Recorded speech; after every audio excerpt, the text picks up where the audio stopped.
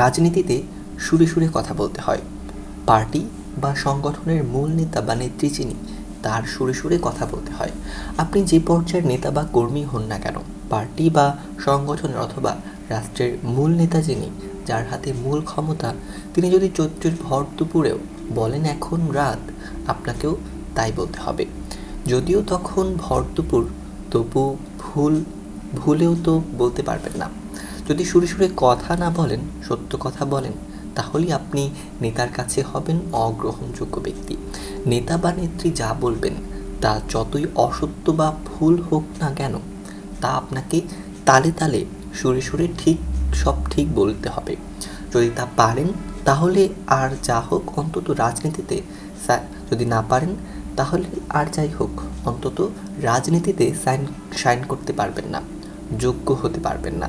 আর রাজনীতিতে যদি মূল নেতা বা নেত্রী, ক্ষমতার মূল মালিক অর্থাৎ যিনি ক্ষমতার কেন্দ্রবিন্দু, তার কাজ হয় যে তার সাথে তাল মিলিয়ে সুরে সুরে কথা বলবে বা কাজ করবে, তাকেই সবচেয়ে যোগ্য ও আনুগত্যশীল মনে হয়।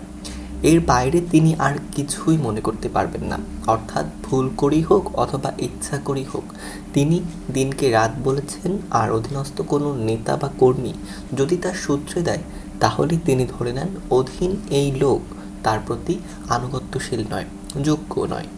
বাংলাদেশের প্রেক্ষাপটে বিশেষ করে আওয়ামী লীগ সভানেত্রী প্রধানমন্ত্রী শেখ হাসিনার ক্ষেত্রে তিনি যা বলবেন বা করবেন তা সঠিক হোক বা না হোক, অবশ্যই বলতে হবে ঠিক, সবটাই ঠিক।